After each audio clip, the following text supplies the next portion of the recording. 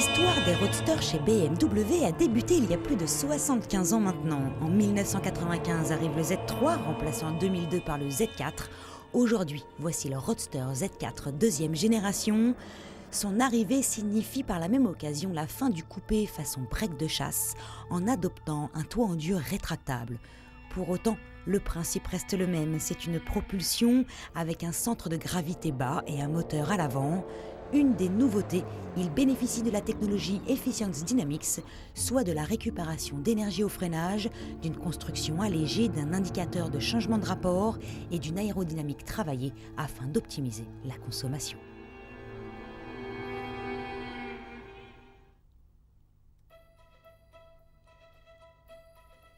Fini donc la capote en tissu, place à un toit rigide, électro-hydraulique en aluminium, qui s'ouvre en 20 secondes sur simple impulsion sur un bouton. Une des premières conséquences de cette transformation, le Z4 a pris du poids. À puissance égale, soit 306 chevaux, le Z4 pèse 195 kg de plus que l'ancien Roadster.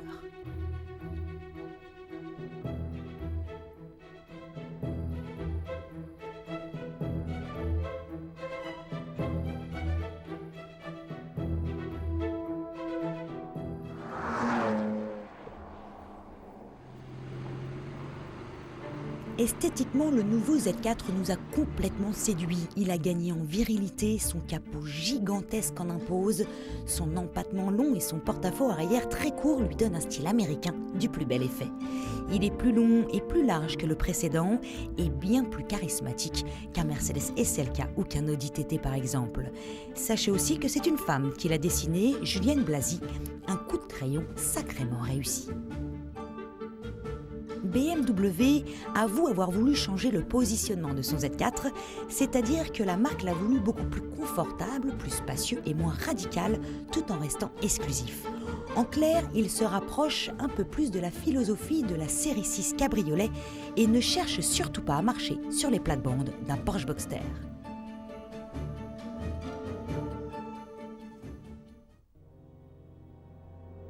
Malgré tout, on espère l'arrivée future d'une version M, dotée du V8 de la M3 par exemple, d'autant plus que sous cet immense capot d'1,80 m, il y a même la place de mettre un V10, on en saura peut-être plus à Francfort.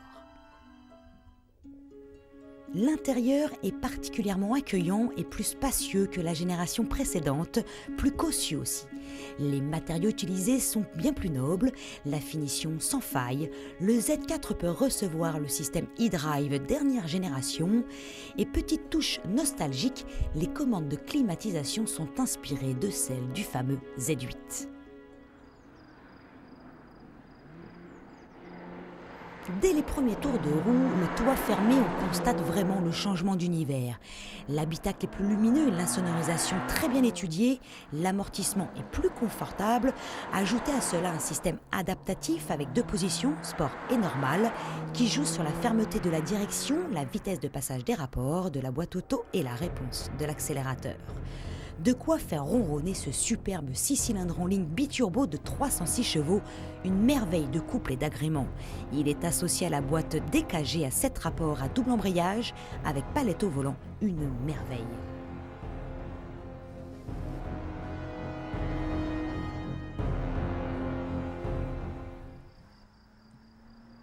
Cependant, à force de vouloir faire une voiture confortable, la sportivité en a pris un coup. Avec un poids de près d'1,6 tonne, dont 970 sur l'avant, son comportement aussi est typé américain. Ajoutez à cela un amortissement bien trop souple pour que le Z4 apprécie les changements de cap. On se fait surprendre par son côté plus que sous-vireur une fois puis deux fois pour finalement adopter une conduite plus souple. Et souhaitez très fort que le Z1 ou le Z2 arrivent très vite.